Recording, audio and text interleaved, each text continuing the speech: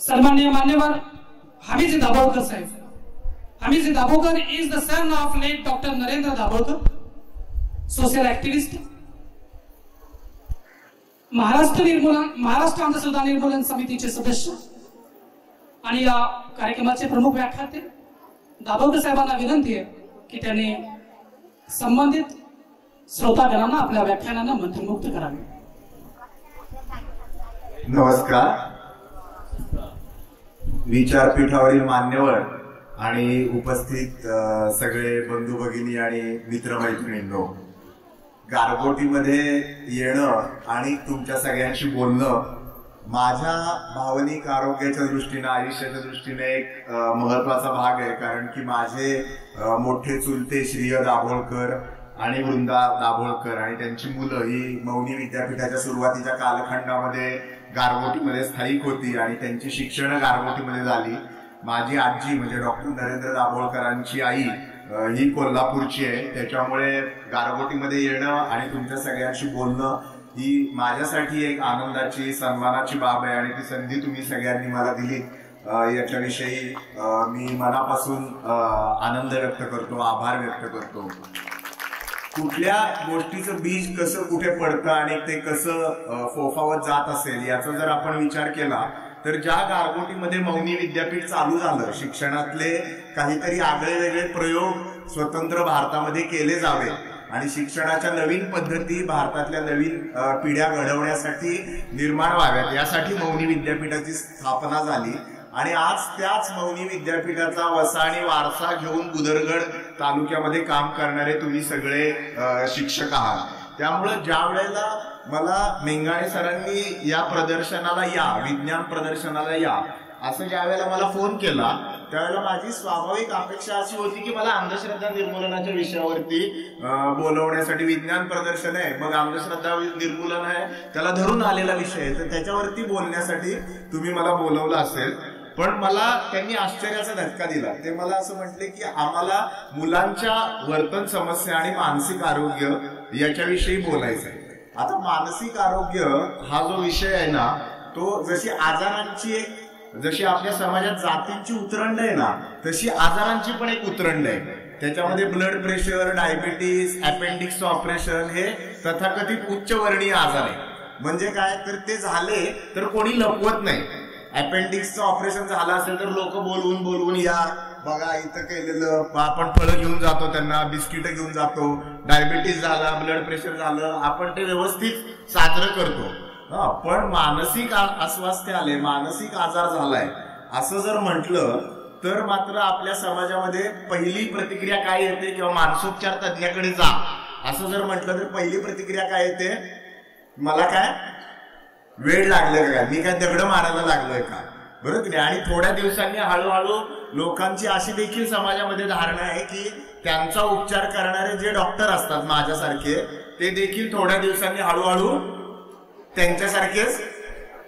बघा तुम्ही किती मनमोकळा हसताय, त्याच्यावरून हा समाज किती, समाजामध्ये किती खोलवर रुजलेला आहे की मानसिक आजाराच्या वेळेस जसं करोनाचा उपचार करणाऱ्या डॉक्टरला करोना होऊ शकतो तसं मानसिक आजाराच्या डॉक्टरला मानसिक आजार होतो. मग या अशा सगळ्या कलंकित जो आजार आहे, जो विषय आहे, त्या विषयाच्या तज्ञाला तुम्ही ज्या वेळेला बोलायला बोलवता याची मला वाटतं दोनच लक्षणं दिसतात आणि जी परत मला मौनी विद्यापीठाच्या स्थापनेमागचं जो उद्दिष्ट होतं त्या उद्दिष्टाकडे घेऊन जातात. ते म्हणजे आपल्या आजूबाजूला समाजामध्ये आणि विद्यार्थ्यांच्या मनामध्ये घडणाऱ्या गोष्टींविषयी तुमच्या इथले प्रशासक, तुमचे शिक्षण अधिकारी, तुमचे गट शिक्षण अधिकारी आणि तुम्ही शिक्षक हे सजग आहात.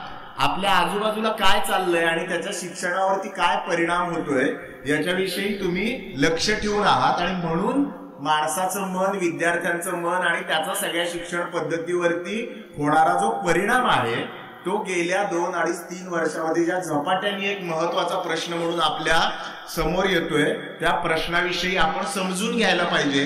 असं ज्या लोकांना वाटतं त्यांच्यापर्यंत आपण जाऊन पोहोचायला पाहिजे, या भावनेने मी आज इथं आलेलो. आणि त्याच्यामुळं या विषयाला तुम्ही, म्हणजे मी मुद्दामून इथे बसल्यावरती तुम्हाला सांगू इच्छितो की या ऑडियन्सचा फोटो काढून घेतला तो अशासाठी की माझे राज्यभरातले मानसोपचार तज्ञ मित्र आहेत, त्यांच्या गटावर मी पाठवणार आहे किंवा मानसिक आजार या विषयावरती ऐकण्यासाठी बुदरगड सारख्या कोपऱ्यातल्या तालुक्यामध्ये 1,500 लोक उपस्थित राहतात. म्हणजे आता हळूहळू त्याचे अच्छे दिन यायला लागले त्याच्या डॉक्टरांचे बहुत करून, असं समजायला काही हरकत नाही. पण ते अच्छे दिन आहे त्या अर्थाने काही चांगले दिवस नाही.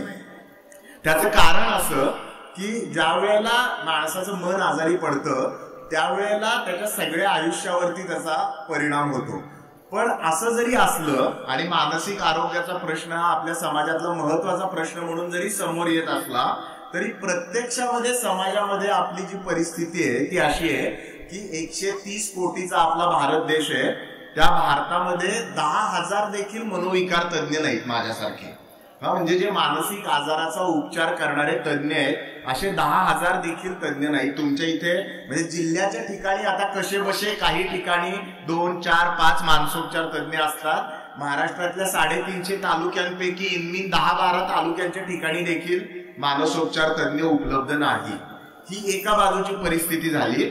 आणि दुसऱ्या बाजूची जर परिस्थिती आपण बघायची झाली तर मी तुम्हाला एक साधा प्रश्न विचारतो की इथे जर आता 1,000-1,500 लोक असतील तर गेल्या आठवड्याभरात ज्यांना एकदाही टेन्शन आलं नाही अशा माणसांनी हात वर करा बघू.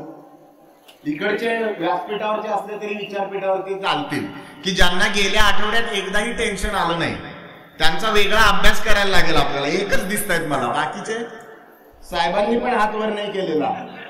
याचा अर्थ त्यांना पण भरपूर टेन्शन, प्रत्येक मिनिटाला टेन्शन आहे. म्हणजे एका बाजूला 10,000 मानसोपचार तज्ञ आणि दुसऱ्या बाजूला आपल्या मनाला प्रत्येक मिनिटाला येणारं टेन्शन. मी पण हात वर नाही केला म्हणजे आपल्यातला कोणी याच्यापासून वाचलेला नाही. आणि हे सांगण्याचं महत्वाचं कारण असं आहे की आपल्या समाजामध्ये मानसिक आरोग्याचा प्रश्न किंवा वर्तणूक समस्या किंवा शालेय मुलांच्या समस्या हे म्हणजे आमचा प्रश्न नाही होतो. आम्हाला कशाला त्याच्याविषयी सांगताय अशी साधारणपणे समाजातल्या लोकांची धारणा असते. जसं मानसोपचार तज्ञाकडे जाय म्हटलं की लोक म्हणतात की मी काय वेडा झालोय का, दगड मारायला लागलोय का, कपडे फाडतोय का, अशी साधारण प्रतिक्रिया आपल्याला पहिली येते. पण त्यांच्या पुरता म्हणजे रस्त्यावरती फिरणाऱ्या मनोरुग्णांपुरता मर्यादित हा प्रश्न नाही. हा तुमच्या माझ्या सगळ्यांच्या आयुष्याचा आरोग्याचा प्रश्न आहे. आणि म्हणून आपल्याला सगळ्यांना त्याच्याविषयी माहिती असायला पाहिजे. आपल्या मुलांच्या आरोग्याचा प्रश्न आहे, त्यांच्या शिक्षणाचा प्रश्न आहे. म्हणून आपल्याला याविषयी माहिती असणं आवश्यक आहे. आता मी दुसरा एक छोटा प्रश्न तुम्हाला विचारतो की जसं आपल्याकडे दिसण्याचा अवयव हा डोळे आहे, जसं ऐकण्याचा अवयव कान आहे, तसा शिक्षणाचा अवयव कोणता आहे? कुठला अवयव जर माणसाच्या शरीरामध्ये नसेल तर त्याचं शिक्षण होऊ शकणार नाही. कुठला अवयव घेऊन आलाय ना तो येताना इकडे सगळे? कुठला अवयव? मेंदू हा असा अवयव आहे की ज्याच्याशिवाय शिक्षण होऊ शकत नाही. म्हणजे एखाद्याला जर डोळे नसतील तर त्याचं शिक्षण होऊ शकतं. कान नसतील म्हणजे ऐकू येत नसेल, हात नसेल, पाय नसेल, अपंगत्व असेल तरी शिक्षण होऊ शकतं. पण ज्याचा मेंदू काम करत नाही म्हणजे ज्याच्या बुद्धीची क्षमता कमी आहे किंवा कुठल्या तरी कारणाने ज्याचा मेंदू काम करत नाही अशा व्यक्तीचं शिक्षण हे नॉर्मल व्यक्तीसारखं होऊ शकत नाही. मग आता तुम्ही शिक्षणाच्या व्यवहारामध्ये कितीतरी वर्ष असलेली लोक आहात, म्हणजे काही दशक शिक्षणाच्या व्यवहारामध्ये तुम्ही असाल. मला तुम्हाला एक प्रश्न विचारायचा आहे की माणसाच्या मनाविषयी तुमच्या आतापर्यंतच्या अभ्यासक्रमामध्ये तुम्हाला एखादा तरी धडा होता का? एक तरी धडा तुमच्या शिक्षणामध्ये आतापर्यंत माणसाच्या मनाविषयी आलेला का? बहिणाबाईंनी लिहिली कविता ज्यावेळेला माणसाच्या 150 वर्षापूर्वी, बरोबर, ती कविता सोडली तर त्याच्याविषयी शास्त्रीय आकलन देणारं तुमच्या पुस्तकात काही होतं का? म्हणजे जो विषय जर एखाद्या व्यक्तीचं मन थाऱ्यावर नसेल तर त्याचं शिक्षण होऊ शकतं का? शिक्षणाशी जो विषय इतका जवळचा संबंधित आहे त्याच्यामध्ये आपल्याकडे तुमचं शिक्षणशास्त्र सोडून द्या, वैद्यकीय शास्त्रामध्ये देखील मी MBBS झालो, तर मला सांगितलं इकडे डॉक्टर आहेत MBBS झालेले. आमच्या वैद्यकीय शास्त्राच्या याच्यामध्ये देखील मानसोपचाराला किती 5 मार्काची नोट असते, त्याच्याविषयी देखील माणसाच्या मनाविषयी काही लिहिलं जात नाही. आता हे का महत्वाचं आहे ते मी तुम्हाला एक साधा प्रश्न विचारतो, तुम्हाला हसू येईल. तुमच्या सगळ्यांचा हात दाखवा बघू, मला हात दाखवा. तुम्ही म्हणाल काय प्रश्न आहे, डॉक्टरांविषयी जी शंका होती ती बहुतांश बरी असू शकते. डोळे दाखवा, दाखवा डोळे. आता हे कितवी मध्ये शिकवतात तुम्ही मुलांना? कितवीत शिकवता? बालवाडीमध्ये शिकवता. मन दाखवा, मन दाखवा बघू. म्हणजे जो ज्याच्यामध्ये कोणीच नाही दाखवू शकत. काही जण गुडघ्याकडे हात करतात, म्हणजे त्यांना जाणीव आहे आपलं मन कुठे आहे त्याची. तर माणसाचं मन कुठे असतं? म्हणजे तुम्ही ज्याच्या माध्यमातून, म्हणजे तुम्ही असं म्हणता ना शिक्षक काय करतो तर माणसाच्या मनाला घडवतो. मग कशाला घडवता तुम्ही मनाला? म्हणजे ज्याच्याविषयी तुम्हाला माहितीच नाही त्या गोष्टीला घडवता. इतकं अज्ञान या विषयाविषयी समाजामध्ये आहे. एक साधं शास्त्रीय वास्तव आपण समजून घेऊया की मेंदू ही एक रचना आहे आणि मन हे त्याचं कार्य आहे. मी काय म्हटलो? मेंदू ही एक रचना आहे आणि मन हे त्याचं कार्य आहे. म्हणजे हो, माणसाचं मन कुठे असतं? तर इथून पुढे कोणी विचारलं तर उत्तर काय द्यायचं? मेंदूमध्ये असतं. म्हणजे जो अवयव जर माणसाला नसला किंवा तो काम करत नसला तर त्याचं मन काम करू शकत नाही. एखाद्या माणसाचा हात नसेल तरी त्याचं मन काम करू शकतं, डोळे नसतील तरी काम करू शकतं, पाय नसतील तरी मन काम करू शकतं. पण मेंदू जर काम करत नसेल तर मन काम करू शकत नाही. हृदय चालू असलं माणसाचं आणि मेंदू बंद पडला, ब्रेन डेड ज्याला म्हणतात, तरी देखील माणसाचं मन काम करू शकत नाही. त्यामुळे आपल्या मेंदूमध्ये अब्जावर ही पेशी आहे, त्यांना न्यूरॉन म्हणतात, चेतापेशी. त्या चेतापेशींच्या मध्ये एकमेकांच्या मध्ये जे संदेशवहन होत असतं त्या संदेशवहनाच्या माध्यमातून माणसाचं मन व्यक्त होत असतं. म्हणजे मेंदू म्हणजे मन का? तर नाही. जसा हा संबंध कसा आहे ते समजून घ्या. कॅसेट आणि गाण्याचा संबंध तुम्ही समजू शकता की कॅसेट ही एक रचना आहे आणि ते जेव्हा चालवली जाते त्यावेळेला त्यामधून गाणं तयार होतं. किंवा ट्यूबलाईट ही एक रचना आहे, ज्यावेळेला ती रचना कार्यान्वित होते त्यावेळेला त्यामधून प्रकाश निर्माण होतो. जसं मेंदू ही एक रचना आहे आणि ती रचना ज्यावेळेला कार्यान्वित होते त्याच्या माध्यमातून माणसाचं मन हे कार्यान्वित होतं. ही अगदी साधी सोपी बेसिक गोष्ट आपल्या सगळ्यांना माहीत असणं आवश्यक आहे. आता त्याच्या थोडं आतमध्ये जाऊया आपण की प्राण्यांपासून आपला मेंदू उन्नत झाला आहे. तुम्ही सगळ्यांनी ऐकलेलं असेल, पण प्राण्यांपेक्षा माणसाचा मेंदू वेगळा आहे. त्यामुळे मेंदूच्या थोडं आतमध्ये गेलं तर आपल्या असं लक्षात येतं की मेंदूमध्ये एक प्राण्यांचा मेंदू आहे, ज्याला असा जो खालच्या बाजूला असतो त्याचं चित्र कदाचित तुम्ही बघितलं असेल. त्याला भावनांचा मेंदू असं म्हणतात. आणि त्याच्या वरती जो असतो निओकॉर्टेक्स ज्याला म्हणतात, तो विचारांचा मेंदू असतो. प्राण्यांच्या मध्ये केवळ भावनांचा मेंदू असतो. म्हणजे त्यांना फक्त भीती, भूक, वासना, राग या सगळ्या भावना त्यांच्या मनामध्ये असतात. ते त्याच्या पलीकडे जाऊन विचार करू शकत नाही. पण तुम्ही आम्ही जी माणसं आहोत त्यांच्यामध्ये त्याच्यावरती एक विचार करणारा मेंदू तयार होतो आणि त्यामुळे आपण त्या भावनांच्या विषयी विचार देखील करू शकतो. आता या दोन्हीच्या मध्ये जे काही ट्रॅफिक होत असतं त्या ट्रॅफिक मध्ये ज्या ज्या वेळेला ट्रॅफिक जॅम होतो त्यावेळेला आपल्याला काय येतं? तुम्ही मगाशी जे म्हटलात ते, त्यावेळेला आपल्याला टेन्शन येतं. त्याच्यामुळे अगदी साध्या सोप्या शब्दामध्ये जर समजून घ्यायचं झालं तर आपल्या मेंदूला, म्हणजे जसा तुमचा मोबाईल फोन आहे की नाही, तो हँग होतो. कशामुळे हँग होतो? एकाच वेळेला जर 4-5 बटन दाबली, 5-6 ऍप एका वेळेला ओपन केली तर मोबाईल हँग होतो. तसं मेंदू मधली देखील एकापेक्षा जास्त गोष्टी आपण कार्यान्वित केल्या, ताण परिस्थितीचा जर जास्त असेल तर मेंदू देखील आपला काही वेळेला हँग होतो आणि त्याला आपण आपल्या नेहमीच्या भाषेमध्ये ताण येणं, टेन्शन येणं. आता हा ताणतणाव हा शब्द इतका सार्वत्रिक झालेला आहे आपल्या इथे की जरी मला आज त्यांनी बोलवलं असलं विद्यार्थ्यांच्या वर्तन समस्यांविषयी बोलायला, तरी मी त्यांनी जे मला प्रश्न विचारलाय तो त्याचा एक भाग आहे, त्याच्यामुळे त्याच्याविषयी पण मी बोलणार आहे. कारण विद्यार्थ्यांच्या वर्तन समस्या हे कुठल्या ढगातून पडत नाही, बरोबर नाही. विद्यार्थ्यांच्या वर्तन समस्या हे त्याच्या आजूबाजूच्या वातावरणातून निर्माण होत असतात. त्यामुळे त्यांचे पालक, आणि तुम्ही सगळेजण पालक आहात त्याच्यामुळे पालक म्हणून पण तुम्हाला हे महत्वाचं आहे. त्यांचे शिक्षक, तुम्ही शिक्षक आहात म्हणून शिक्षक देखील महत्वाचा आहे. आणि ती मुलं आणि त्यांच्या आजूबाजूचा समाज, या चारही गोष्टींच्या मिश्रणामधनं हे तयार होत असतं. हे आपण लक्षात घेणं आवश्यक आहे.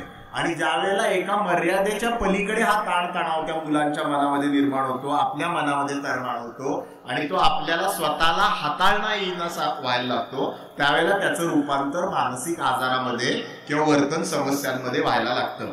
हे आपण समजून घेणं आवश्यक आहे. म्हणजे ही प्राप्त परिस्थिती आहे, प्रत्येकाची प्राप्त परिस्थिती. पुस्तकातली व्याख्या सांगायची झाली तर प्राप्त परिस्थितीला समायोजन करण्याची, तुमच्या भाषेमध्ये समायोजन हे तुमच्याकडे फार वापरला जाणारा शब्द आहे, समायोजन करण्याची त्या माणसाची ज्या वेळेला परिस्थिती कमी पडायला लागते त्यामधून जी परिस्थिती निर्माण होते त्याला ताणतणाव म्हणतात. आणि ते जर तसेच राहिले पुढे तर त्याचं रूपांतर हे मानसिक आजारात, वर्तन समस्यांमध्ये होतं.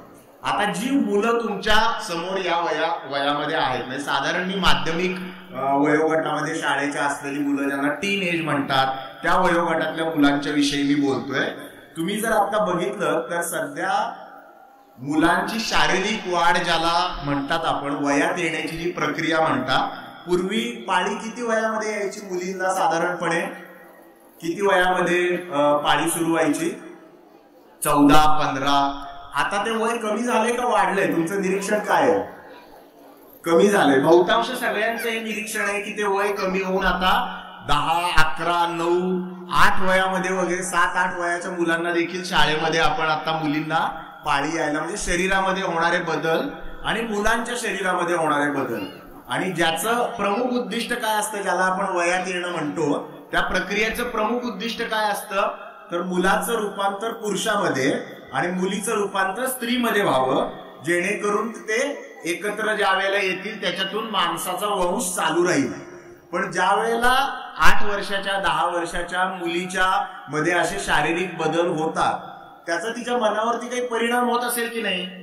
म्हणजे या वयामधली जी सगळी मुलं आहेत किंवा जी मुलं आहेत ज्यांच्या शरीरामध्ये बदल व्हायला लागतात, आवाज फुटायला लागतो, घोगरा व्हायला लागतो, नंतर शरीरात काही बदल व्हायला लागतात, लैंगिक अवयवांच्या मध्ये बदल व्हायला लागतात. आता याच्याविषयी तुमच्यातल्या किती शाळांच्या मध्ये विद्यार्थ्यांच्याशी मोकळेपणाने बोललं जातं? याच्याविषयी काही अभ्यासक्रम आहे का आपल्याकडे? किती शाळा, मला वाटतं इथे 300 शाळा असतील तर त्याच्यातले किती, एक 10-20 तरी शाळा असतील तर याच्यामध्ये याच्याविषयी ऑकेजनली कधीतरी घेतलं जातं. आता मुलांशी याच्याविषयी बोलायचं तर आपलीच मुळामध्ये त्या गोष्टीविषयी भीड चेपलेली नसते, बरोबर की नाही? म्हणजे मुलांना आज तुम्ही जर बघितलं तर प्रत्येकाच्या हातामध्ये मोबाईल आहे. मुलांच्या हातात मोबाईल आलाय तुमच्या. युट्यूबवर जातात तुमची मुलं, फेसबुकवर जातात. फेसबुकवरती काय स्वरूपाच्या ऍड येतील हे तुमच्या माझ्या हातात आहे का? फेसबुकवरती ज्या वेळेला कंडोमची ऍड येते आणि त्यावेळेला 10 वर्षाचा मुलगा आई बाबांना येऊन विचारतो की ही कशाची ऍड आहे, तर आई बाबा काय म्हणतात, नाही बदला बदला बदला, तो विषय नको, त्याविषयी बोलायचं नाही. मग ते मूल कुठून माहिती मिळवतं त्याची? त्याचे तज्ञ असतात वर्गात शेवटच्या बेंचवर बसणारे कोणीतरी, त्यांच्याकडून ते माहिती मिळवतं त्याची, बरोबर की नाही? आणि बहुतांश वेळेला ती माहिती चुकीची माहिती असते, वंश परंपरागत आलेली जी चुकीची माहिती असते ती माहिती, ते पूर्वी जसं एक ऍड यायची बघा ग्राईप वॉटरची, की बाळ रडत होतं, काय करायचं तर तू त्याला ग्राईप वॉटर दे. का द्यायचं तर माझी आई देत होती. मग ती आई म्हणते का द्यायची, तर ती म्हणते माझी आई देत होती, आजी देत होती. तसं ते चाललेलं जे अर्धवट ज्ञान असतं आणि काय स्वरूपाचं ज्ञान असतं ते हे तुमच्यातल्या अनेकांनी वाचलं असेल. आणि याविषयी जाहीर भाषणामध्ये बोलणं हे देखील तुमच्यातल्या काही जणांना एम्बॅरेसिंग वाटू शकेल. तरी देखील मी मुद्दामून बोलतो की वीर्याचा एक थेंब, पुरुषाच्या वीर्याचा एक थेंब हा रक्ताच्या 40 थेंबांइतका असतो. त्याच्यामुळे वीर्य पतन झालं तर त्या पुरुषाचं पुरुषत्व जातं. आता ही अतिशय नैसर्गिक 8, 9, 10 शाळेमध्ये असणाऱ्या मुलांच्या मध्ये होणारी प्रक्रिया आहे. इथं जे सगळे पुरुष आहेत त्यांच्या बाबतीमध्ये देखील ही प्रक्रिया कधी ना कधी घडलेली आहे. आणि ती जर प्रक्रिया नाही झाली तर माणसाचा वंश पुढे चालू शकत नाही. कारण शरीरामध्ये जो स्त्राव तयार होत असतो ज्याच्यामधनं बाळ निर्माण होण्यासाठीचे जे शुक्राणू असतात ते स्त्रीच्या शरीरामध्ये जाण्यासाठी आवश्यक हे तयार केलं जात असतं आणि ते स्त्री पुरुष एकत्र येतात, त्यामधून बाळ बीजाची निर्मिती होते. आता हे मुलांसमोर बोलण्याचं आपलं धाडस आहे का? असं बोलायला लागले की आपलं ततपप व्हायला लागतं. वीर हा शब्द आपण कधी उच्चारलेला नसतो, बरोबर की नाही? शिश्न हा शब्द आपण कधी उच्चारलेला नसतो, योनी मार्ग हा शब्द आपण कधी उच्चारलेला नसतो. आणि हे जर शब्द आपण त्यांच्या समोर बोलले नाही, हे बाकीच्या मुलांचं सोडून द्या, आपल्याला कोणी शिकवलं का? हे तुमच्या शाळांमध्ये कोणी शिकवलं होतं का? हे कोणी तुम्हाला हे शिकवणं आवश्यक आहे का? हे महत्वाचं. तुम्हाला शिकवता येईल का नाही ते सोडून द्या, आपण हे शिकवणं महत्वाचं आहे का नाही ते तुम्ही मला सांगा. का नाही महत्वाचं? म्हणजे उद्या लगेच तुमच्या वर्गामध्ये येऊन हे शिकवा असा आदेश काढणार नाहीये, त्यासाठी तुमचं पण प्रशिक्षण होणं आवश्यक आहे. पण याविषयीची माहिती शालेय वयातल्या मुलांना देणं आवश्यक आहे का नाही? बघा, हो सुद्धा म्हणत नाही तुम्ही. हा, जरा जोराने हो म्हणा, नाही तर नाही तरी म्हणा, मग विषय कट करून टाकू आपण. हा, 10वीला अभ्यासक्रमाला आहे, पण आम्ही ते साईडला टाकतो. शिकवता नक्की, पण जर मूल 8वी मध्येच वयात येत असेल तर 10वीच्या अभ्यासक्रमापर्यंत त्यांनी भरपूर युट्यूबवरनं आणि फेसबुकवरनं चुकीची माहिती गोळा केलेली असते. मग त्यावेळेला तुम्ही सांगण्याचं काहीच कारण नाही. विनोदाचा भाग सोडा, या विषयावरती जाहीररित्या बोलणं देखील अजून आपल्या समाजामध्ये, म्हणजे एका बाजूला आपली मुलं 8वी मध्ये असताना, माझा मुलगा 8वी मध्ये आहे आणि त्याला पोर्न व्हिडिओ म्हणजे काय ते माहिती आहे. तुमचे जर मुलं 7वी 8वी मध्ये असतील तर त्यांना तुम्ही घरी जाऊन विचारा की पोर्नोग्राफी म्हणजे काय. आणि ते जे काही उत्तर देतील त्यांनी तुमच्या डोळ्यासमोर दिवसा रात्री जर असेल तर दिवसा काजवे चमकतील. त्यामुळं ज्या वेळेला ते युट्यूब वरती जातात या गोष्टी, म्हणजे एका बाजूला ते सगळं बघताय ज्याच्यामध्ये याचं अतिशय बिभीचं आणि चुकीच्या पद्धतीचं चित्रीकरण आहे आणि त्याच्यावर तुमचा माझा काहीही कंट्रोल नाही. आणि दुसऱ्या बाजूला आपण त्यांना योग्य शब्दामध्ये योग्य पद्धतीची माहिती देण्यापासून वंचित करतोय. यामधून जी अस्थिरता निर्माण होते त्याचा माणसाच्या मनावर परिणाम होईल की नाही? ज्या मुलीला अचानक एक दिवशी पाळी आत येते आणि तिचे कपडे वरती डाग पडतात, किंवा एखाद्या मुलाला या वयामध्ये भिन्नलिंगी मुलीविषयी आकर्षण वाटायला लागतं आणि काय घडतंय ते कळत नाही, आणि मग त्यांना जे देणारे शिक्षक आहेत ते म्हणजे एकतर हिंदी सिनेमा किंवा मग आजकाल नेटफ्लिक्स आणि अमेझॉन प्राईम आणि मग फेसबुक वरती आणि युट्यूब वरती येणाऱ्या जाहिराती किंवा स्वयंघोषित तज्ञांचे व्हिडिओ, याच्यामधून अनेक वेळेला त्या मुलांच्या मनामध्ये अस्थिरता निर्माण होते, गोंधळ निर्माण होते. दिसताना तुम्हाला सगळी मुलं ही हा मुलगा वर्ग डिस्टर्ब करतोय या एकाच कॅटेगरीमध्ये दिसू शकतात. पण त्याच्या मागे किती प्रकारची कारणं असू शकतात. तर या वयामध्ये येताना त्याच्या शरीरात होणारे जे बदल आहेत, त्या मुलीच्या शरीरात होणारे जे बदल आहेत, त्या सगळ्यांचा परिणाम हा मनावरती होतो. स्वाभाविक आहे की या वयातल्या मुला मुलींना एकमेकांच्या विषयी आकर्षण वाटायला लागतं.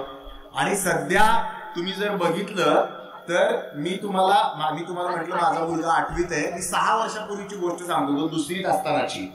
त्याच्या वर्ग शिक्षिका माझ्याकडे आल्या की तुम्ही सर मानसोपचार तज्ञ आहे म्हणून तुमचा सल्ला घ्यायला आले मी. आमच्या वर्गातल्या एका मुलीनी त्याच्या वर्गातल्या दुसऱ्या मुलीला आय लव्ह यू म्हणून चिठ्ठी पाठवली. 2री मध्ये असलेली 6 वर्षापूर्वीची गोष्ट आहे. आणि कशी पाठवली आहे तर जसं ते सिनेमात पाठवतात ना की या बेंचवरनं ते पुढच्या बेंचवर दे, मग पुढच्या बेंचवरनं तिसऱ्या, ती मुलगी तिकडे बसली आणि वर्गभर ती चिठ्ठी फिरते इकडनं तिकडपर्यंत. आता हे तुमच्या शाळेमध्ये घडतं का नाही? नसेल घडत तर तुमच्या शाळेमधल्या सगळ्या वॉशरूमच्या भिंती चेक कराव्यात, असं मी सरांना एक आदेश काढून सांगेन की तिथे काय लिहिलेलं असतं. काय लिहिलेलं असतं तिथे? नेहमी खरे बोलावे वगैरे असे सुविचार. काय लिहिलेलं असतं ते इंग्लिश भाषेमध्ये ना त्याला अंडरबेली म्हणतात. डार्क अंडरबेली म्हणजे जे झाकायच्या गोष्टी येते त्याकडे बघायचं नाही, त्याच्याविषयी बोलायचं नाही. ते काय करतात पोरं ते करू देत, आपल्या डोक्याला कुठं त्रास द्या, अशी आपली धारणा असते. बरोबर की नाही? जोपर्यंत माझा वर्ग डिस्टर्ब होत नाही तोपर्यंत तुम्हाला काय घालायचं तो गोंधळ घाला, अशा धारणेने आपल्याला वागायचंय. का आपल्याला त्या मुलांची मैत्री करून या वयातले त्यांचे प्रश्न समजून घ्यायचे. जर याविषयीचं योग्य माहिती त्यांना मिळाली नाही, आज तुम्ही बघताय हीच मुलं पुढे जाऊन 11वी 12वी मध्ये एकतर्फी प्रेम, लिव्ह इन रिलेशनशिप, हे प्रश्न जे आज आपल्याला समाजामध्ये दिसून यायला लागले 22व्या 25व्या वर्षी जे मॅनिफेस्ट होतात. 2 घटना तुम्हाला मी सांगतो गेल्या 15 दिवसात भारतात घडलेल्या. दिल्ली मधली घटना तुम्ही पेपरमध्ये वाचली असेल. एक 22 वर्षाची मुलगी सेलिब्रेशन करण्यासाठी 31st रात्री गेली होती बाहेर, तिनं त्या ठिकाणी ड्रिंक घेतली आणि त्यानंतर गाडी चालवत होती ती, आणि 4 मुलं एका गाडीत, ती पण पिलेली होती, ती पण 22-25 वर्षाची, ती गाडी चालवत होती. हिची गाडी जाऊन मागणं त्याला धडकली आणि तिचा कपडा त्याच्यामध्ये अडकला आणि पुढे 10-12 किलोमीटर ती तशीच फरफटत त्या गाडी बरोबर मुलगी जात राहिली. तिच्या मागं असलेली तिची मैत्रीण होती ती पळून गेली. ते जे गाडीत बसलेले 4 जण होते ते थांबले देखील नाहीत या मुलीला काय होतं हे बघण्यासाठी.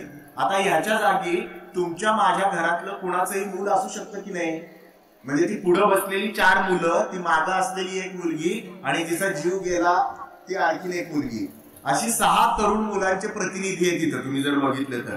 आणि ते सगळे त्यांच्या आयुष्याविषयीचं समज काय आहे तर दारू प्यायची, पार्टी करायची, दुसऱ्याला काय होते त्याचा विचार करायचा नाही, त्याच्यामध्ये जीव गेला तरी पण कोणाचा चालेल. आणि यामधून हाती काय आलं तर एका मुलीचा जीव गेला आणि ते 4 आहेत ते आता सदोष मनुष्यवधाच्या खटल्यामध्ये तुरुंगामध्ये आहेत.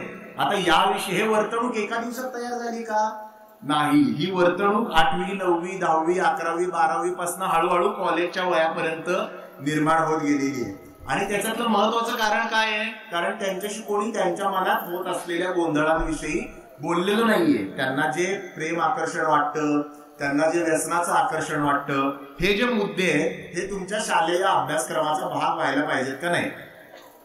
कारण की हे काय करतात मुद्दे तुम्ही लक्षात घ्या की हे मुद्दे, मगाशी मी तुम्हाला मुद्दामून सांगितलं विचारांचा मेंदू आणि भावनांचा मेंदू, तो विचार करणारा जो मेंदू असतो तो हायजॅक करतात भावनांच्या बाजूनी. आणि विचार करण्याची म्हणजे ज्या वेळेला दारू उतरते, ज्या वेळेला ते तरुण वयातलं डोक्यावरती हार्मोन्समुळे काम करणारं गारूड उतरतं आणि विचार करणारा मेंदू काम करायला लागतो, त्यावेळेला यातल्या सगळ्यांना हे लक्षात येतं की आपण जे केलंय ते चुकीचं केलंय. पण त्यावेळेला शरीरामध्ये जे बदल होत असतात, मेंदूमधनं जे स्त्राव सिक्रेट होत असतात, त्यामधून मूळ वयात आल्यानंतर, जसं साधं प्राण्यांसारखा मेंदू आहे तो वयात आलेलं, जसं तुम्हाला ग्रामीण भागामधले तुम्ही आहे, वयात आलेला बैल जसा माझावरती येतो, त्याच्याकडे ताकद भरपूर असते पण कुठल्या दिशेने जायचं त्यामुळे तो उधळतो. ते प्राण्यांच्या बाबतीत जे ते आपल्या माणसांच्या बाबतीत काही फार वेगळं नाहीये. त्याला जर विचारांचा लगाम नसेल तर मग ते उधळलं जातं. आणि असे भावनांच्या मधून गोंधळात घालणारे जे सगळे प्रश्न आहेत, म्हणजे एका बाजूला आपण लैंगिकता आणि शारीरिक वाढ बघितली, दुसऱ्या बाजूला व्यसनाविषयी समजून घेऊया. व्यसनाचा असं आता जागतिक पातळीवरती भारतातले देखील काही अहवाल आहेत की पूर्वी भारतातला व्यसन करण्याचं जे पहिला अनुभव होतं ते वय हे साधारण 35 वर्ष होतं. म्हणजे आता नोकरी बिकरी लागलीये, सेटल झालोय, मुलं बाळा आहेत, मग आता थोडीशी घ्यायला काही हरकत नाही, अशी भारतामध्ये त्यावेळेला संस्कृती होती. आता ती संस्कृती काय झालेली आहे? व्यसनाचा पहिला अनुभव घेण्याचं वय कितीपर्यंत खाली आलेलं आहे सध्या, का वाढलंय? खाली आलेलं आहे. दारूचा पहिला अनुभव घेण्याचं वय सध्या समाजात आपल्या किती असेल असं वाटतं तुम्हाला? 15, 18, 14, बरोबर. आताच 31 झाला आणि तो आपल्याकडचा नवीन राष्ट्रीय सण आहे, बरोबर नाही? ज्या दिवशी सगळ्यांनी एकत्र यायचं आणि ढोसायची, असं सेलिब्रेशनची आपल्याकडे संकल्पना आहे. म्हणून आम्ही ते चला व्यसन बदनाम करूया नावाची कॅम्पेन चालवतो. पण तुम्ही जर बघितलं तर असं डॉक्टर दाभोळकर असं म्हणायचे की खेदानं हा शब्द मी वापरतो की आपल्यातल्या अनेक तरुण मुला मुलींना 31 डिसेंबरला दारू पिण्याची दीक्षा दिली जाते. म्हणजे पहिला व्यसनाचा बोट हा अनुभव हा 31 डिसेंबरला मुलं मुली घेतात. आणि मुली हा शब्द मी जपून वापरतोय, बरोबर आहे का चुकीचं आहे? सध्या स्त्री पुरुष समानतेचा जमाना आहे, त्यामुळे कुठल्याही याच्यामध्ये महिलांनी मागं राहता कामा नये.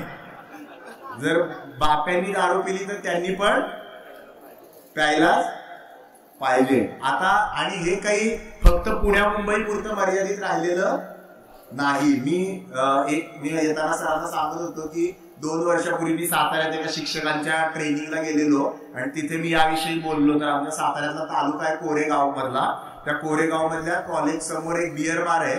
त्या बिअर बार मध्ये बसून एकमेकींना चिअर्स करताना 12वीतल्या मुलींचा त्यांनी सोशल मीडियावरती टाकलेला फोटो मला तिथल्या शिक्षकांनी दाखवला. म्हणजे हा प्रश्न काही फक्त मुलांपुरता मर्यादित राहिले अशातला भाग नाही. त्याच्यामध्ये बऱ्यापैकी स्त्री पुरुष समानता झपाट्याने आपल्याकडे यायला लागलेली आहे.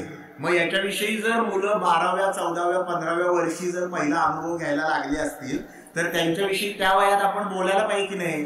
कारण की पहिला अनुभव ज्या वेळेला व्यसनाचा घेतला जातो, शास्त्र असं सांगतं की त्यातले साधारण 10 ते 12% लोक आयुष्यामध्ये कधी ना कधीतरी व्यसनाधीन होतात. मी आता आठवतो माझ्या कालखंडामध्ये, मी जेव्हा शाळेमध्ये होतो, माझ्या शाळेमध्ये असलेले माझे 2 मित्र हे आज जे व्यसनमुक्ती केंद्र आम्ही चालवतो त्या व्यसनमुक्ती केंद्रामध्ये गेल्या 6 वर्षात ऍडमिट झालेले. आणि त्यावेळेला ते 10वी मध्ये जे करत होते ते आम्हाला वाटायचे की हे फार हिरोगिरी करतात. त्यावेळेला ते नजर चुकून गुटखा खायचे, त्यावेळेला ते नजर चुकून काही वेळेला शिक्षकांबरोबर दारू प्यायला जायचे. हे काही वेगळी गोष्ट नाही, म्हणजे त्यावेळेला होत असते तर आता नक्कीच होत असणार आहे. तर या सगळ्या गोष्टी आणि पुढे काय झालं, त्यावेळेला आम्हाला वाटायचं ते हिरो आहेत. आणि आता मी मानसोपचार तज्ञ झालो, व्यसनमुक्ती केंद्र चालवतो आणि तिथे ते व्यसनाधीन झालेले आहेत म्हणून त्यांचे आई वडील म्हातारे झालेले त्यांना उपचारासाठी घेऊन येतात. म्हणजे 100 जणांच्या बॅच मध्ये 2 जण. आणि तुम्ही जर बघितलं मागं वळून तुमच्या वर्गामध्ये शिक्षणात जे बरोबर होते 1ली ते 12वी पर्यंतच्या याच्यामध्ये तुम्हाला कमीत कमी 2-4 जण असे दिसतील की जे त्यावेळेला व्यसनाची सुरुवात केली आणि आता व्यसनाच्या आहारी गेलेले, पूर्ण कुटुंबाचा संसाराचा त्याच्यामध्ये सत्यानाश झालेला आहे. तर त्या वयामध्ये त्यांना कोणी सांगितलेलं नसतं की व्यसनाचा पहिला, त्यावेळेला ते कशासाठी येतात की मित्र म्हणतात सेलिब्रेट करूया म्हणून, किंवा आपल्याकडे असं समजलं जातं की तुम्ही जर पुरुष असाल तर मग तुम्ही घेऊन दाखवायला पाहिजे, बी अ मॅन. म्हणजे तू काय पीत नाही म्हणजे काय तू बायला आहे का, असं म्हणतात मित्र. किंवा मग तुझी माझी मैत्री तुटली. मग या ज्या सगळ्या छोट्या छोट्या गोष्टी आहेत, तसं म्हटलं तर यांच्यामध्ये आणि अंधश्रद्धांमध्ये काही फरक नाही. याला कुठलाही वैज्ञानिक आधार नसलेल्या या गोष्टी आहेत, परंतु त्या पिढ्यानपिढ्या आपल्याला सांगितल्या जातात आणि जाहिराती देखील त्या आपल्या मनावरती परत परत ठसवत राहतात. तुम्ही एक ती नंबर 1 यादीची जाहिरात बघितली असेल, टीव्हीवरती येते बघा. एक अपंग मुलगा आहे आणि त्याचे 3-4 मित्र ट्रिपला चाललेले असतात. तर त्या अपंग मुलाला वाटतं की अरे मला सोडून चालले ते, काय करायचं. मग ते मित्र बघतात की याला वाईट वाटतंय म्हणून ते त्याला घेऊन जातात आणि मग ते जिथं पोहायला गेलेले असतात तिथं तो अपंग मुलगा पण त्यांच्या बरोबर पोहतो. बघितले काही ऍड तुम्ही? आणि मग खालती येतं ही नंबर 1 यारी आहे. आता ही कसली यारी खड्ड्यात घालायची, कशाची जाहिरात आहे? दाखवताना ते म्हणतात की ही जाहिरात पाण्याची आहे, बिस्लेरीची आहे, पण प्रत्यक्षामध्ये ती जाहिरात कशाची असते? बिअरची असते किंवा दारूची असते, बरोबर की नाही? आणि नंबर 1 यारी कोणची? तर जे एकत्र बसतात आणि डोसतात, बरोबर की नाही? त्याच्याशिवाय वेगळी काही यारी मैत्रीची आपल्याकडे संकल्पना नाही. 31st सेलिब्रेट करायचं म्हणजे काय, सगळ्यांनी मित्रांनी एकत्र यायची आणि दारू प्यायची. तर हे या वयातल्या मुलांना आपण जर समजावून नाही सांगितलं तर ती व्यसनाच्या आहारी जायला लागतात, वर्तन समस्या त्यांच्यामध्ये यायला लागतात. पालकांचा एक अतिशय महत्वाचा मुद्दा आहे की साधारण या वयातली जी मुलं असतात त्यांना आपल्या आई बापांना काही कळत नाही असं वाटणं हे त्यांचं व्यवच्छेदक लक्षण आहे. आणि आपण देखील विचार केला तर आपल्या लक्षात येईल की आपण जेव्हा त्या वयामध्ये होतो त्या वयामध्ये आपल्याला देखील असं वाटायचं की आपल्या आई बापांना काही फारशी अक्कल नाही आणि त्यामुळे ती बंडखोर होतात. आणि एका बाजूला बंडखोर झालेलं मूल आणि दुसऱ्या बाजूला त्या मुलाला कसं हाताळायचं याची कल्पना नसलेले आई बाप, हे चित्र आपल्याला घरोघरी सध्या दिसतंय. त्याचं सगळ्यात महत्वाचं कारण असं आहे की पालकत्व हे आपल्या समाजामध्ये शिकण्याची गोष्ट नाहीये. तुमच्यातल्या कोणी आतापर्यंत जसं इतिहास शिकला, भूगोल शिकला, गणित शिकला, तसं पालकत्वाचं काही कोर्स वगैरे केलाय का कोणी? सर्टिफिकेट वगैरे आहे का कोणाकडे? मग तुम्ही पालकत्व कुठे शिकला? ते ग्राईट वॉटरच्या जाहिराती सारखंच आहे. आजी करत होती, पणजी करत होती, हे करतात मी करतो किंवा टीव्ही मध्ये बघतो. पालकत्व ही गणित, इतिहास, भूगोल, शास्त्र इतकीच महत्वाची गोष्ट आहे. कारण ते जर नीट नाही जमलं तर यातलं काहीच त्यांच्या डोक्यात जाणार नाहीये. घरी जर रोज उठून त्या मुलाचं भांडण होत असेल आई बापाशी तर वर्गात गेल्यावरती त्याच्या काही लक्षामध्ये राहणार नाहीये, त्याचं लक्ष त्याच्यामध्ये अजिबात राहणार नाही. आणि आई बापांचा सध्या आपल्याकडचा प्रॉब्लेम काय आहे की प्रत्येकाला स्वतःच्या मुलाला स्पायडरमॅन, सुपरमॅन असं काहीतरी बनवायचंय, बरोबर की नाही? साधं आपलं त्याच्या वकुबानी काय करेल ते आपल्या मुलांनी करू द्यावं असं म्हणणारे पालक दाखवा आणि 1 लाख रुपये मिळवा असं जर म्हटलं तर काही ते मला वाटतं अतिशयोक्ती होणार नाही. मला सगळ्यात अस्वस्थ येतं किंवा चीड येते असं म्हटलं तरी चालेल की ज्या वेळेला पालक असं अभिमानाने सांगतात, आणि तुमच्याकडे पण असणार आहेत भरपूर, आणि तुमच्यातले पण भरपूर असे असणार आहेत की मला ना माझ्या पोराला डॉक्टर करायचंय, मला ना माझ्या पोराला वकील करायचंय. अशा आहेत का तुमच्यातले कोणी ज्यांनी आधी ठरवून टाकलंय मला ना माझ्या पोराला शिक्षक करायचंय? आहेत का? सगळेच आहेत ना? माझा प्रश्न विचारलंय कोणी तुम्हाला? आयुष्य कोणाचं? पोराचं. तुमच्या आयुष्याचा निर्णय तुम्ही घेतलेला तुम्हाला आवडतो का? तुमचे आई बाप घेतात का अजून आई बाप तुमचे निर्णय? नाही नाही, म्हणजे आपल्याकडे ते मालकी हक्कासारखे. माझ्या पोराला म्हणजे मला नाही डॉक्टर होता आलं म्हणून माझ्या पोराला करायचं. अरे ते काय प्रॉपर्टी आहे का तुझी? त्याला काय करायचंय ते कोणी विचारणार आहे का नाही? हे आपल्याकडे ही पण एक खोलवर रुजलेली अंधश्रद्धाच आहे की माझ्या मुलानं काय करायचं, मी त्याला वाढवलं म्हणजे मग आमचं एवढं पण ऐकायला नको का? मग मला जे करायचंय ते त्यांनी करावं. मग मुलाला जे करायचंय ते आणि तुम्हाला जे करायचंय ते याच्यामध्ये ज्यावेळेला घर्षण व्हायला लागतं त्यावेळेला स्वाभाविक त्याच्यामधनं ताण निर्माण होतात, वर्तन समस्या निर्माण होतात. त्यामुळे आपल्या मुलाला जर काहीतरी ते 3 इडियट्स मध्ये वगैरे चांगलं आहे सिनेमात दाखवायला, पण आपल्या पोरानं मात्र असंच करायला पाहिजे. याचा अर्थ त्यांनी शिक्षण नीट घेऊ नये, कष्ट करू नये असं माझं अजिबात म्हणणं नाही. जे कुठलेही क्षेत्र त्याला निवडायचंय त्या क्षेत्रामध्ये त्यांनी जावं, कष्टाने प्रयत्नपूर्वक गोष्टी शिकाव्या, त्यातलं बेस्ट करण्याचा प्रयत्न करावा. पण ते जे क्षेत्र आहे ते त्यांनी ठरवलेलं असायला पाहिजे, किंवा त्याला जर ते निवडता येत नसेल तर त्यासाठी आपण मदत केलेली असली पाहिजे. हे करण्याचं देखील हे बेसिक प्रशिक्षण आहे.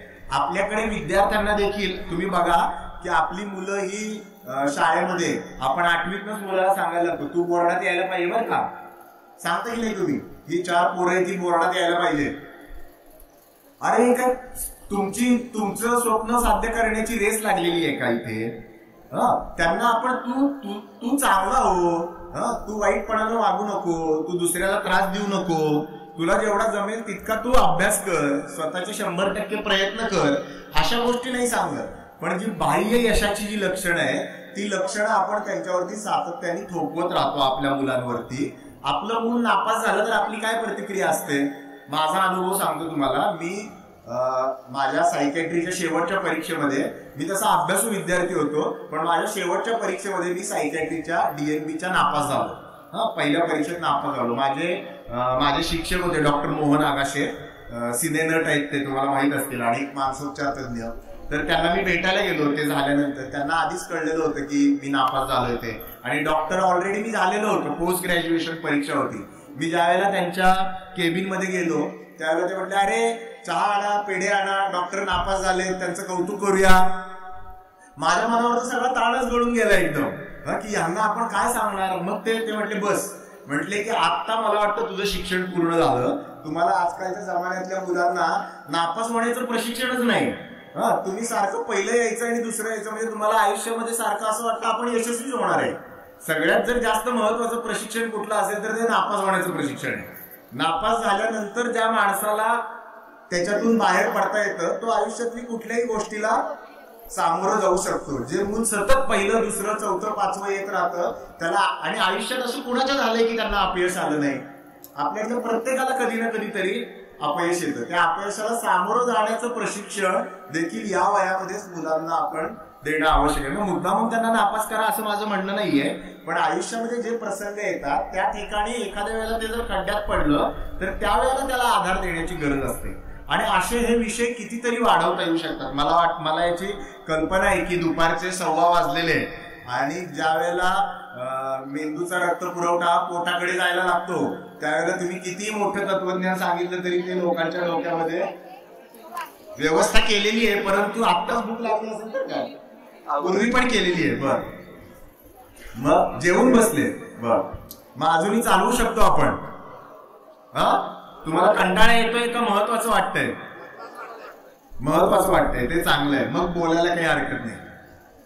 तर अशा कितीतरी गोष्टी आहेत. म्हणजे एक आपण लैंगिकतेविषयी बोललो, आपण आकर्षणाविषयी बोललो, आपण व्यसनाविषयी बोललो, आपण करिअर आणि त्याच्यातून निर्माण होणाऱ्या अपेक्षांविषयी बोललो. आता सध्याच्या ह्याच्यातला सगळ्यात महत्वाचा आपला मित्र कम शत्रू काय, ज्याच्याकडे माझं पण सारखं लक्ष आहे, आणि तुमच्यातल्या पण अनेकांचं जात असेल मधनं की कदाचित काय बाबा मोदी साहेबांनी बोलवलं तर काय आपल्याला कशाला उगाच मिस करा, बरोबर नाही. त्याच्यामुळे मधनं ते बघायला लागतंय.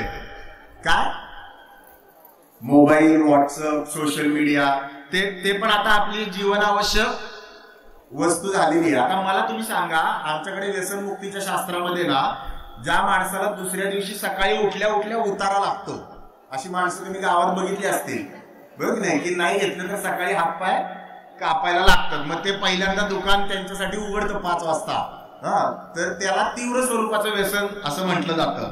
आता तुमच्यातले असे किती जण आहेत की ज्यांना सकाळी उठल्या बाथरूमला जायच्या आधी, ब्रश करायच्या आधी मोबाईल ऑन करायला लागतो, व्हॉट्सअप ऑन करायला लागतो?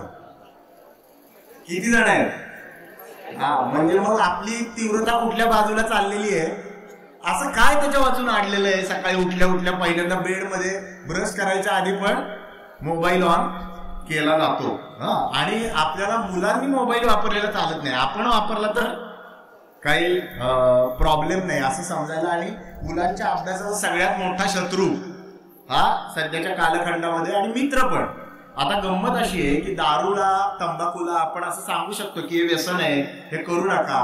मोबाईल आणि सोशल मीडियाच्या बाबतीत ती पण सुविधा आपल्याला उपलब्ध नाही, कारण की मोबाईलच्या माध्यमातून शिक्षण होतंय, मोबाईलच्या माध्यमातून, सोशल मीडियाच्या माध्यमातून त्या खूप गोष्टी शिकतायत. त्यामुळे त्याचा वापर कधी करायचा, कुठे करायचा, कसा करायचा, याचं रिस्पॉन्सिबली कसा करायचा. जे आज तुम्ही समाजामध्ये जाऊन बघितलं तर एखाद्याने काहीतरी चांगलं सोशल मीडियावरती टाकलं तर त्याचं कौतुक करणारे किती असतात आणि त्याच्यावरती टीका करणारे, ट्रोलिंग करणारे किती असतात. आणि त्या टीका करणाऱ्यांची भाषा जर तुम्ही बघितली तर हे कोण आहे? हे आपल्याच शाळेतनं गेलेले विद्यार्थी असणार आहेत, बरोबर की नाही? कोण वेगळे नसणार, तुमच्या नाही तर कुठल्या तरी शाळेतनं गेलेले, जे महिलांविषयी इतकी असभ्य भाषा बाळगतात, दुसऱ्या धर्माविषयी इतकी असभ्य भाषा बाळगतात. कुणी जर काहीतरी चांगलं व्हायला लागलं की लगेच त्यांच्या पोटामध्ये दुखायला लागतं, बरोबर की नाही? जसं या सोशल मीडियाने एका बाजूला चांगल्या गोष्टी समाजापर्यंत पोहोचवल्या, तशी आपल्या मनामध्ये असलेली इन्सिक्युरिटी, अस्वस्थता, चिंता, या सगळ्या गोष्टी देखील त्यांनी तितक्याच प्रमाणामध्ये बाहेर काढल्या. कारण की त्यातल्या बहुतांश गोष्टी या फेसलेस आहेत. कारण की ते करणारा, त्याच्या मागचा चेहरा हा कोण आहे हे बरेच वेळेला आपल्या लक्षात येत नाही. आणि त्यामधून एका बाजूला त्याचा वापर वाढायला लागतो, त्याचं रूपांतर व्यसनाच्या मध्ये व्हायला लागतं. आणि सोशल मीडिया ऍडिक्शन, दुसरं त्याच्याबरोबर येणारं जे गेमिंग ऍडिक्शन आहे. तुमच्या इथे कोल्हापूरमध्ये करोनाच्या कालखंडामध्ये एका मुलांनी गेमिंग ऍडिक्ट आत्महत्या केलेली तुम्ही पेपरमध्ये वाचलं असेल. आणि सध्या अनेक ठिकाणी मुलं जिथे हॉटस्पॉट असतो किंवा जिथे इंटरनेट फ्री असतं त्या ठिकाणी बसलेली असतात, डोकी खाली घालून, एकमेकांशी बोलत नसतात, त्यांचं ते चालू असतं आणि एकमेकांची गेम, ते पबजी वगैरे ते काही असतील ते खेळत असतात. तर याविषयी त्यांना आपण सांगायला पाहिजे की नाही, याविषयी त्यांना आपण माहिती द्यायला पाहिजे की नाही. तर मला असं वाटतं की हे सगळे विषय हे अभ्यासा इतकेच महत्वाचे, कारण की त्याविषयी जर त्यांना माहिती दिली गेली नाही तर त्यांचं मन थाऱ्यावरती राहत नाही आणि त्यामधून वर्तन समस्या निर्माण व्हायला लागतात. आता वर्तन समस्या ओळखायच्या कशा? तर वर्तन समस्या ओळखणे खरं तर अजिबात अवघड गोष्ट नाहीये. साधी सिंपल गोष्ट मी तुम्हाला सांगतो की आता तुमच्यातलं कोणीतरी एकदम अचानक उभा राहिला आणि तो जर असं म्हणायला लागला की मी महाराष्ट्राचा मुख्यमंत्री आहे, तुम्ही काय म्हणाल? काहीतरी घडलंय बाबा याचं, बरोबर नाही? म्हणजे झालं निदान वर्तन समस्येचं. त्यासाठी मानसोपचार करण्याची गरज नाही. म्हणजे वर्तन समस्या ही डोळे उघडे असलेल्या कुठल्याही माणसाला त्याच्या वर्तनातनं दिसते ना. कारण नॉर्मल वर्तन म्हणजे काय आहे हे आपल्या सगळ्यांना माहिती असते, बरोबर? त्या नॉर्मलच्या पलीकडे जाणारं जर वर्तन काही ते मूल करत असेल किंवा आपल्यातलं कोणी करत असेल तर ते ओळखण्यासाठी मानसोपचार तज्ञाची गरज नाही. ते कुठल्याही सामान्य माणसाला, ज्याच्याकडे थोडीशी संवेदनशीलता आहे, ज्याचे डोळे आणि कान उघडे आहेत, त्या कुठल्याही सामान्य माणसाला ते ओळखता येऊ शकतं. अडचण अशी असते की ते बघण्याची दृष्टी आपण कमावलेली नसते. ते बघण्याची जर दृष्टी आपण कमावली तर जसं मगाशी सर म्हणाले की तुमच्यातल्या प्रत्येक जणांनी मानस मित्र व्हावं. तर मानस मित्र ही काय संकल्पना आहे की ज्या समाजामध्ये प्रत्येक माणसाला टेन्शन येतं आणि मानसोपचार तज्ञ फक्त 10,000 आहे, तर मग यामधली जी सगळी मोठी दरी आहे ती कोण भरून काढणार? मग ज्यांना टेन्शन येतं, ज्यांना अस्वस्थता होते, ज्यांच्या घरामध्ये वर्तन समस्या निर्माण होते, ती लोक काय करतात, कुणाकडे जातात? ही सगळी मोकळी कुणी भरून काढलेली आहे, ते जातात बाबा बुवांकडे, कुठल्या तरी गुरुकडे जातात, अंगारे दुपारे करतात. तुम्ही 3 महिन्यापूर्वीची नागपूर मधली घटना वाचली असेल. एका 10 वर्षाचं मूल शाळेत जाणारं अचानक वेगळं वागायला लागलं आणि त्याच्या आई वडिलांना असं वाटलं की याला भूतानी झपाटलेलं आहे. त्याचे आई वडील YouTube चॅनल चालवायचे आणि त्यांनी एका मांत्रिकाकडे त्याला नेलं. नागपूर ही महाराष्ट्राची उपराजधानी आहे, तिथे मुख्य शहरात घडलेली ही घटना आहे 3-4 महिन्यापूर्वी. आणि त्या मांत्रिकाने सांगितलं याला भूतानी झपाटले आणि त्याला मारलं. त्याचा यांनी व्हिडिओ केला आणि त्यामध्ये ते मूल दगावलं. म्हणजे त्या आई वडिलांना आणि त्या मांत्रिकाला एवढी देखील कल्पना नव्हती की आपण जे करतोय ते हानिकारक असू शकतं. आणि अशा स्वरूपाचा वर्तन बदल हा मानसिक अनारोग्याचं लक्षण आहे, याच्यामध्ये भूतानी झपाटलेलं नाही. इतकी छोटी गोष्ट जरी शिक्षकाला माहीत असली, तुमच्या शाळेमध्ये जिच्या केसामध्ये जट आलेली आहे, जे अचानकपणे वेगळं वागायला लागलेलं आहे, असं मूल प्रत्येकाच्या शिक्षकी पेशामध्ये त्याला कधी ना कधीतरी दिसतं किंवा काही काळापर्यंत हे बरं होतं आणि आता अचानक काहीतरी वेगळं वागायला लागलेलं आहे.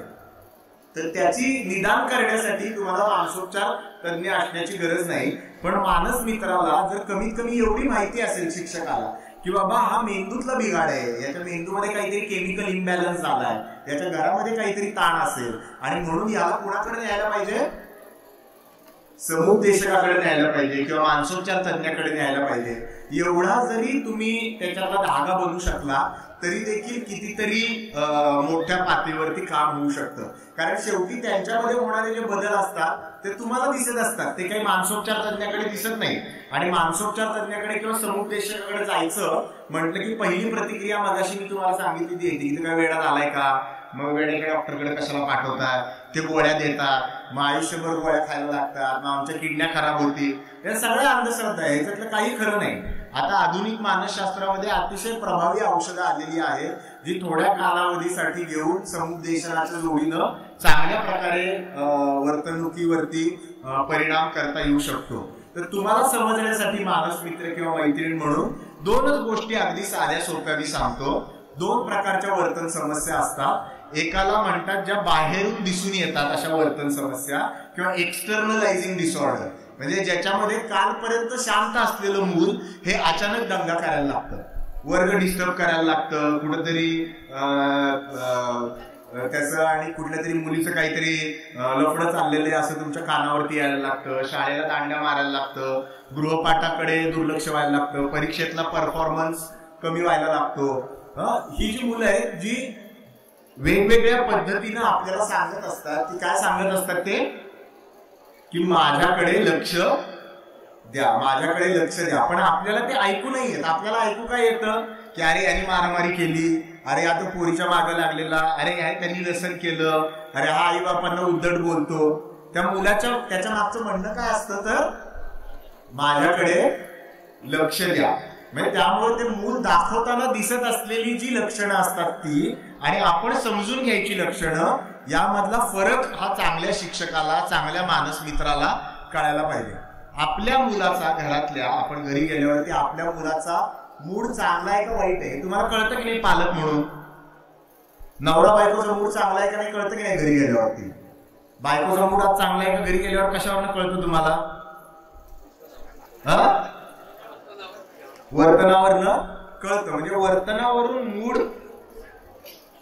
चं निदान करणं, याच्यासाठी काही तज्ञ होण्याची गरज आहे का? फक्त ते कौशल्य आपण आपल्या बायकोपुरतच किंवा नवऱ्यापुरतं वापरतो कारण त्याच्यामध्ये फायदा आहे ना. कारण त्यांचा मूड फार काळ खराब राहिला तर आपला दिवस खराब जातो. मुलांचा राहिला तर काय फरक पडतोय? बघतील कोणतरी किंवा नाही बघितलं तर नापास होतील. पण आपल्या बरोबरच्या मुलांचा किंवा आपल्या सहशिक्षकांचा, म्हणजे हा मूडचा डिस्टर्बन्स काही फक्त मुलांना येतो असं नाही, आपल्या सहशिक्षकांचा, आपल्याकडच्या स्टाफचा, सपोर्ट स्टाफचा, शिपायांचा, कुणाचाही मूड खराब असू शकतो. मग त्या माणसाशी आपण बोलतो का? हे भावनिक प्रथमोपचार आपण ज्याला म्हणतो. जर तुमच्या सगळ्यांच्या शाळामध्ये शारीरिक प्रथमोपचाराच्या पेट्या असतील ना बहुतांश, म्हणजे असायला तरी पाहिजे. त्याच्यामध्ये काय काय असतं? बँडेड असतं, आणखीन हळद असेल, आणि काय स्पिरिट असेल, अशा गोष्टी असतात. त्या कशासाठी असतात की जर कुणाला कापलं, लागलं, भाजलं तर तिथल्या तिथे त्याला तज्ञापर्यंत जायच्या आधी जी मदत केली जाते त्याला प्रथमोपचार म्हणतात. तुम्ही भावनिक प्रथमोपचार हा शब्द ऐकलाय का कधी? जसं शारीरिक प्रथमोपचार असतात तसं भावनिक प्रथमोपचार म्हणजे मनाला अस्वस्थ वाटायला लागल्यानंतर डॉक्टर पर्यंत जाण्याच्या मधल्या कालखंडामध्ये ज्या गोष्टी केल्या जातात. माझं या विषयावरचं एक पुस्तक येत्या 2 महिन्यामध्ये ते येईल आणि तुम्हाला जेव्हा शक्य होईल त्यावेळेला तुम्ही ते वाचा, की ज्याच्यामध्ये याची मांडणी केलेली आहे की मन अस्वस्थ होतं म्हणजे काय, भावनिक प्रथमोपचार म्हणजे काय, आपल्या आजूबाजूच्या कुणाला जर असं होत असेल, आपल्या विद्यार्थ्यांना असं होत असेल तर आपण ओळखायचं कसं, आपल्या पातळीवरती त्याला आधार देण्यासाठी आपण काय करू शकतो आणि त्या पुढे जाऊन त्यातल्या कुणाला तज्ञाकडे पाठवण्याची गरज आहे. तर या गोष्टी आपण आपल्या आजूबाजूला घडणाऱ्या विद्यार्थ्यांच्या बाबतीत सहज ओळखू शकतो. मगाशी मी एक तुम्हाला सांगितलं एक्सटर्नलायझिंग म्हणजे जी दंगा करणारी मुलं असतात आणि मला वाटतं की असा एक अभिनव उपक्रम बुदरगड तालुक्यामध्ये सर म्हणत होते की आम्हाला आमचे आमदार पण म्हणतायत काहीतरी करायचंय, शिक्षण अधिकाऱ्यांचं हे आहे, तुम्ही इतके शिक्षक आहात. तर मला एक असा अभिनव तुम्हाला सुचवावं असं वाटतं की वर्गामधली जी दंगा करणारी मुलं असतात ना, क्लास डिस्टर्ब करणारी मुलं असतात, त्या सगळ्या मुलांचा आपण एकदा नीट सर्वे करूया, मानसिक आजाराविषयी न बोलता, आणि त्याच्या मागे त्यांची कारणं काय आहेत याचा आपण अभ्यास करूया. अगदी साधा सोपा अभ्यास नाही. ती मुलं आता तुम्ही इथं बसल्या बसल्या देखील प्रत्येक शिक्षक 5 मुलांची यादी काढू शकतो. वर्ग डिस्टर्ब करणारी मुलं ज्यांच्या वर्तणूक नॉर्मल पेक्षा वेगळी आहे, त्यामुळे त्यांचं निदान करणं हे अवघड बाब नाहीये. त्यांच्याकडे काय नजरेने बघायचं हे आपण ठरवणं आवश्यक आहे. त्यांच्याकडे बहुतांश वेळेला त्यांच्याकडे काय नजरेने बघितलं जातं की या मुलांना ही मुलं वर्ग डिस्टर्ब करतात, मग करायचं काय, छडी लागे छमछमाने हे आपल्याकडे ठरलेलं आहे. आणि इकडे यायचं होतं म्हणून मी मुद्दामून कालच मी जेवता जेवता माझ्या मुलाला विचारलं की तुमच्या शाळेमध्ये ते आता भयमुक्त शिक्षण वगैरे असं आहे तर तुमच्या शाळेमध्ये मुलांना मारतात का? हो मारतात की. मी म्हटलं अरे ते पण शिक्षण तर असं म्हणतं, शिक्षणाचे नियम तर असं म्हणतात की मारायचं नाही मुलांना. तर त्यांनी मला सांगितलं बाबा वो सब मोह माया आहे, असं प्रत्यक्षात काही नसतं. तर तुमच्या इथे पण अशीच मोह माया आहे का? वो सब मोह माया, प्रत्यक्षात असं काही नसतं. प्रत्यक्षामध्ये मुलांनी दंगा केला की मग मी त्याला विचारलं की कुठं मारतात. मला असं वाटत होतं की म्हणजे आता एवढी प्रशिक्षण वगैरे होतात म्हणजे कमरेखाली मारतात वगैरे, कानफाडात मारतात. हो मारतात की म्हटला. तर मला माझ्या 10वीला असताना कानफाडात मारलेले शिक्षक अजूनही माझ्या लक्षात आहे. तुमच्या पण असतील बघा, बरोबर आहे. कानफाडात मारणं ही शिक्षा नसते शारीरिक, हा अपमान असतो, बरोबर नाही. कानफाडात कशासाठी मारलं जातं की त्याला अपमानित करण्यासाठी मारलं जातं.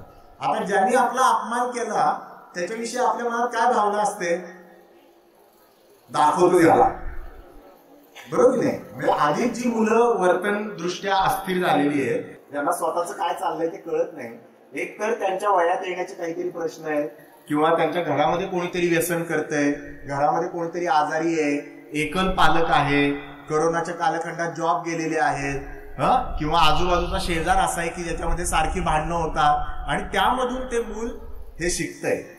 पण ते समजून घेण्या इतका वेळ आपल्याकडे नाही. जर त्या मुलांशी आपण बोलून त्यांच्यातली जर कारण शोधायचं ठरवलं तर मला खात्री आहे की तुमच्यातला प्रत्येक शिक्षक ते कारण शोधू शकतो. हे इतकी अवघड गोष्ट नाहीये. त्याचा पुढे काय करायचं हा नंतरचा भाग आहे, पण त्यांचं निदान करणं आणि त्याची कारणं समजून घेणं एवढं जरी आपण आपल्या पातळीवरती केलं तरी तुम्ही भावनिक प्रथमोपचार करायला शिकला असं मला वाटतं.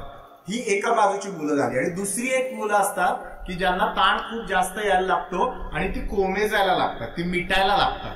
म्हणजे ही जशी दंगा करायला लागतात तशी ती आत आत आत आत ओढली जायला लागतात. आणि तुम्हाला लक्षात येत असेल की अशी पण मुलं असतील की पूर्वी खेळायचा, बागडायचा, वर्गात हे असायचं, आता एकदम शांत शांत बसतो, कुणाशी बोलत नाही, लक्षणं तीच.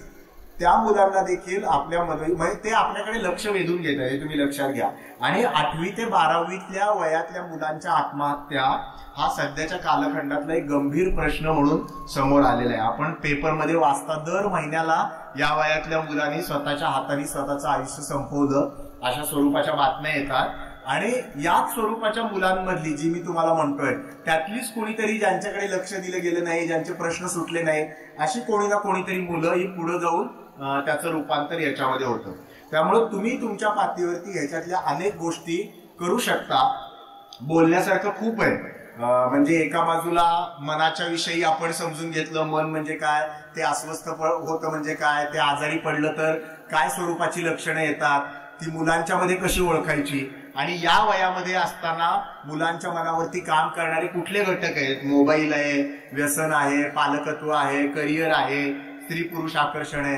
तर एका बाजूला आपल्याला या सगळ्यांविषयी मुलांशी आपल्या दैनंदिन अभ्यासक्रमामध्ये बोलायला शिकायला लागेल. 8वी मध्ये लागेल, 9वी मध्ये लागेल, 10वी मध्ये लागेल. आता मला असं विचारायचं की कार्यानुभवामध्ये तुमच्या याचा अनुभव देणं असतं का? आपल्या कार्यानुभवामध्ये याचा अनुभव देणं नाही.